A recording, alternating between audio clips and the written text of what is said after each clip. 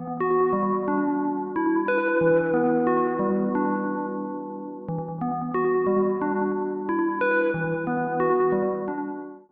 pilots, and welcome back to Flight Academy. It's time for Season 2. This series is brought to you by Out of Arc Gaming, and as always, my name is Phil. 11 players are going head-to-head in a round-robin single-ship tournament to find out who is the ace pilot. The format rules are in the description below, but joining me for Round 1, Game 2, we have... Hi guys, I'm back. It's Amy. Hi, Amy. Welcome back to Game 2. I've actually got a ship on the board that you are likely to fly. We've got the TIE FO bomber. Woohoo! I have to admit, I've got it in my collection. I just still haven't flown it yet. I mean, it's a cool ship. It's a big ship. But yeah, really excited for this to be on the board. So let's run through what we have on the board. It only feels right to let you talk us through what Quinn has brought. Of course, I've got to narrate the First Order, haven't I? My inner Sith is saying yes. So Quinn is fielding Grudge with primes, thrusters even, plasma torpedoes, rockets, skilled bombardier, proximity mines, cluster mines, and a shield upgrade. I mean, there's a lot of stuff on there. Yeah. Those things are cheap and you can pack them out. So facing off against Quinn, we have Fraser. He is running the Naboo Royal N1 Starfighter with Ricochet, with Duke fire control systems, R2-D2, and the proton torpedoes. So a slightly different build to what I would normally run Rick with, but I suppose I've never run Rick as a solo ship. So the inclusion of R2-D2 is what I think is the interesting bit there. But we'll see how well that actually pays off for Fraser in this. But I know we asked you a similar thing in Game 1, Amy, but put your Sithy bias aside. Oh. Which ship would you fly? Which ship do you think is going to take the win?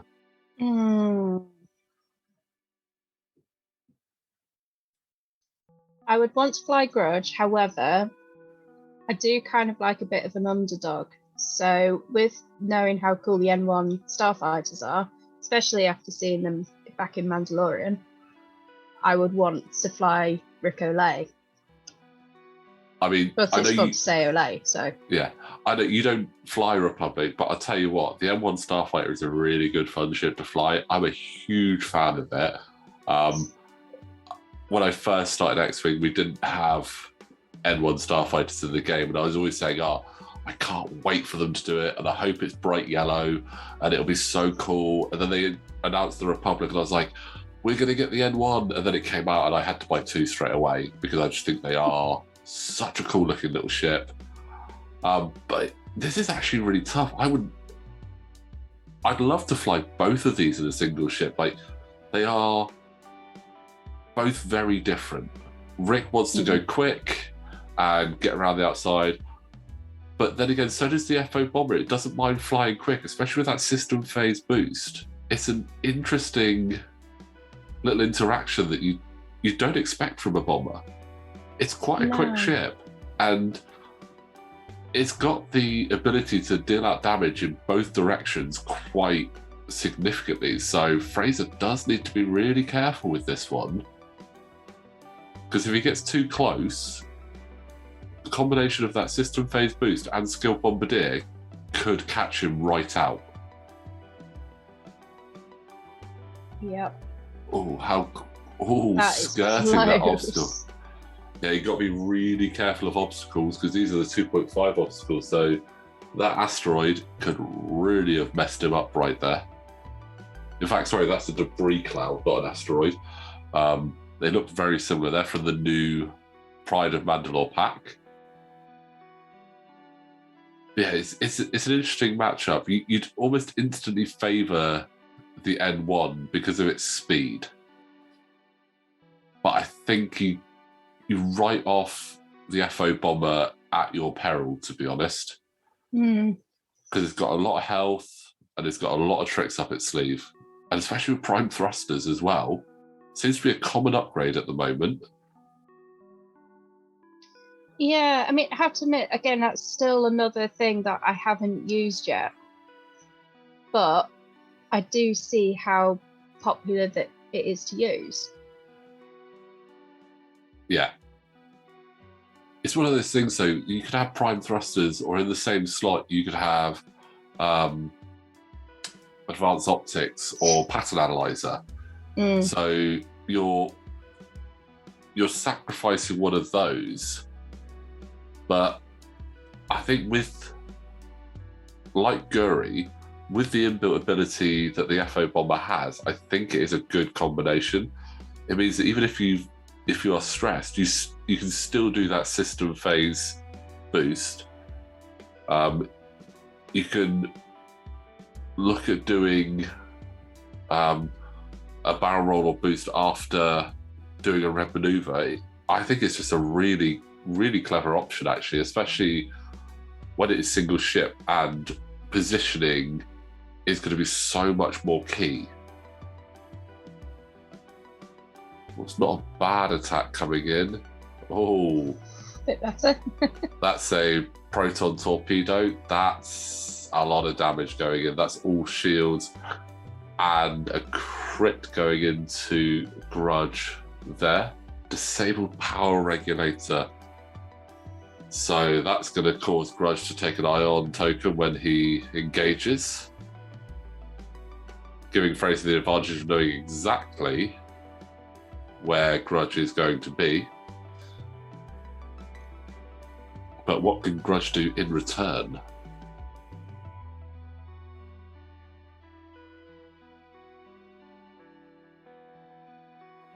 Just the one damage, and got the evade to get rid of it, so absolutely fine there for Fraser. But a really good first engagement there for Ricolet, getting the half points onto Grudge. And whilst they are getting their dials set, again, just to remind you guys, if you do like what we're doing here at Out of Arc Game, you can support us on Patreon with the link in the description below.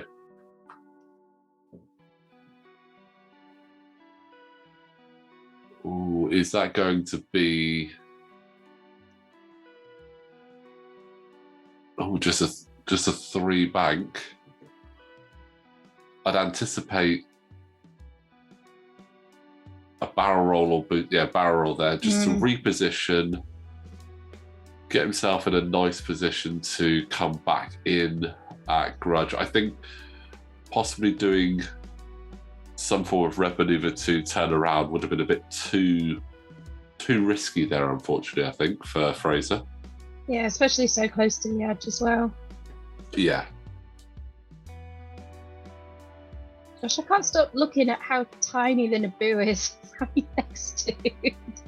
I mean, it's not the smallest ship in the game, but it is really close to it. A lot of these ships from the Republic and the Separatists are very small. You look at the Vulture, the Tri-Fighter, even like the V-Wing and the Eta 2 are minuscule.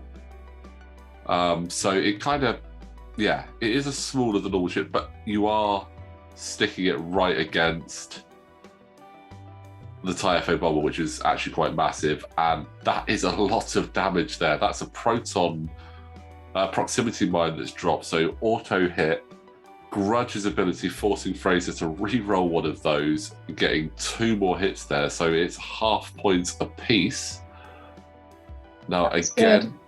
Obviously Fraser has R2-D2 to regen a shield for the cost of a deplete token, but as per 2.5 rules, once you are at half, points remain. So, and to make it fairer as well, because some ships aren't the full 75 and it gets a bit awkward if someone has 36 points and someone has 37, we're just counting half as half here.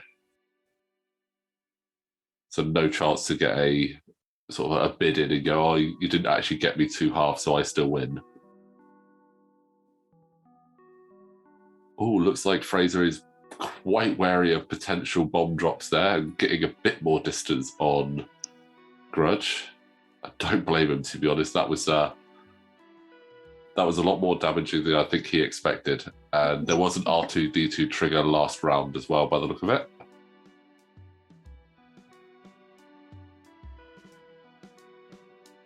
Oh, Quinn, do you clear it or do you hit it?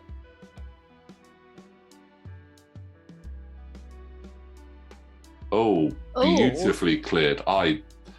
That's impressive. I thought he was going over that for sure. That was close. Very well done there, Quinn. Nice flying. Utilising those prime thrusters. But this is an ideal position for Fraser. He's still playing quite cautious at the moment.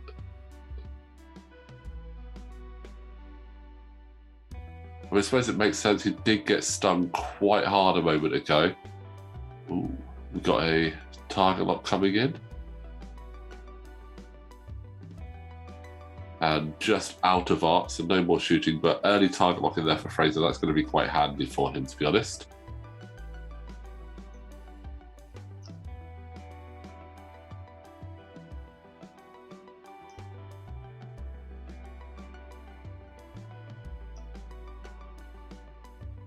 No, just the straight.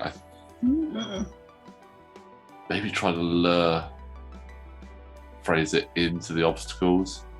I mean, that'd be a great place to drop a cluster mine if he's getting right behind him. What's Fraser doing? Oh, is a trap being sprung here? Oh, if Quinn can survive this next round of shooting, I would love to see a cluster mine drop there, because it would be very difficult for Fraser to avoid that and or the obstacles. It would be just too perfect. It would perfect. It would be great, but unfortunately, that is a really good shot. 2 hits, 2 crits. No. Ouch. Oh, we don't get to see it. Oh, I would have loved that cluster mine right there. I think it would have been absolutely brilliant, but really well flown from both players there. Quinn, he had some good little traps set up there for Fraser. It made Fraser really think about that and have to sort of disengage and come back in. But I really did enjoy that one. But that is a 3-point win there for Fraser. So well done there. Well done to Quinn. That's some great flying. Amy, I'm sorry. The bomber didn't make it all the way to the end, but I hope it still put up a good showing for you. Oh, it did. It did. It was good. Awesome. Well, again, Amy, thank you very much for joining us for Game 2. Guys, again, thank you very much for watching. Don't forget to click like on the video, subscribe to the channel, Patreon link in the description below, and we will see you next time for Game 3.